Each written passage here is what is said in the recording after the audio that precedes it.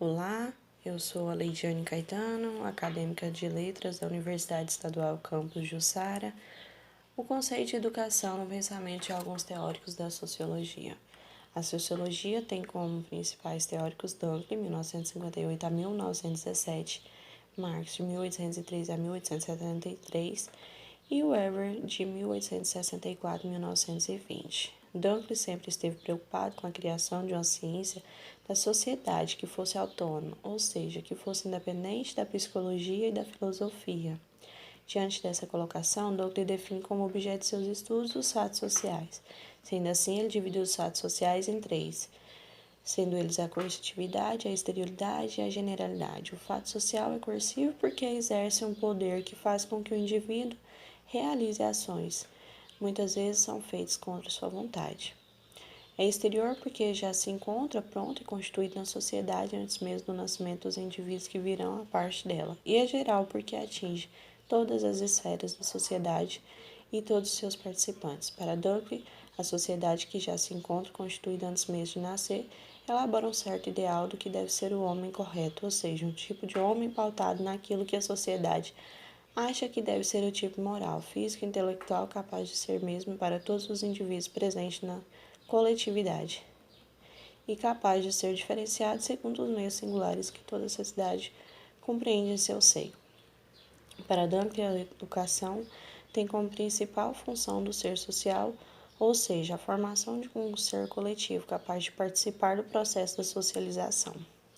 Diante disso, a educação tem duas funções, uma homogeneizadora e uma diferenciadora. A homogeneizadora, no sentido de formação do cidadão, do ser social em geral, ou seja, ensinar a todo indivíduo, que é membro de uma determinada sociedade de valor, costumes, direitos, leis, deveres do cidadão, e diferenciadora no sentido de ensinar o seu papel social enquanto membro de uma determinada classe ou grupo social, ou seja, ensinar o seu trabalho, a sua função, o seu lugar enquanto membro de coletividade.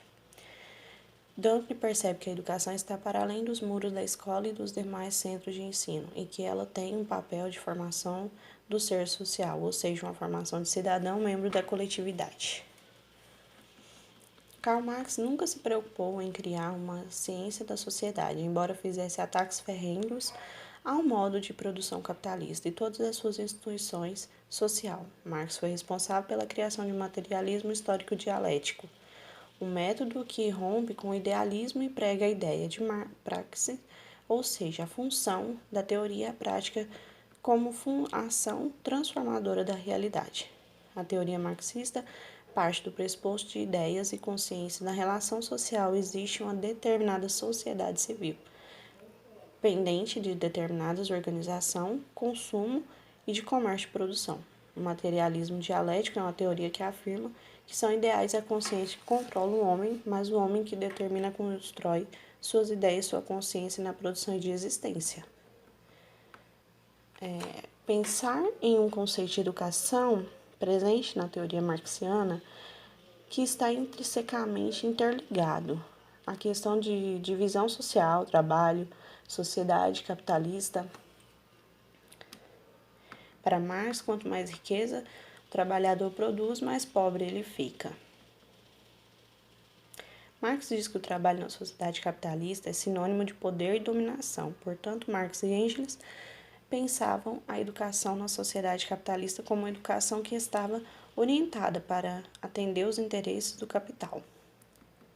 Para Marx, a educação não deve ser pensada como um conceito isolado, ou seja, é preciso se pensar na questão da educação através de perspectiva da totalidade, pois para ele a educação não ocorre somente no ambiente escolar. Enquanto Dunkley vê a educação um papel positivo ao ensinar aos indivíduos o seu lugar, a sua função, a sua sociedade, o acordo com condições de classe e grupo social.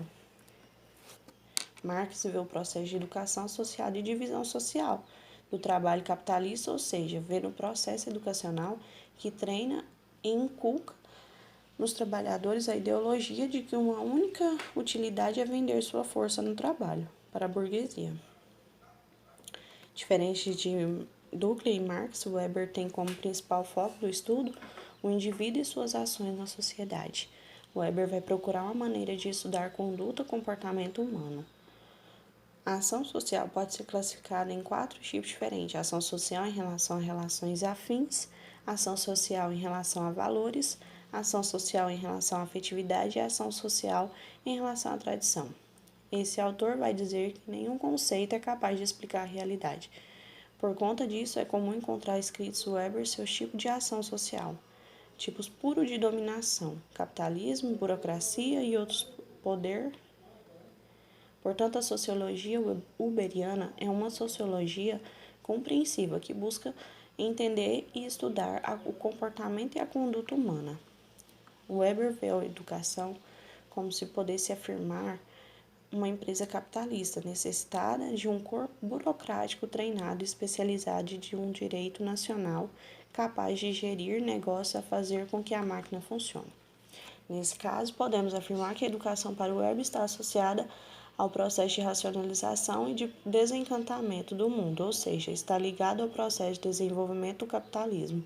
Sendo assim, a educação tem o poder de criar um corpo burocrático especializado e treinado para gerir interessantes negócios de máquina ou partir de lógica pautada dominação tradicional e legal burocrática.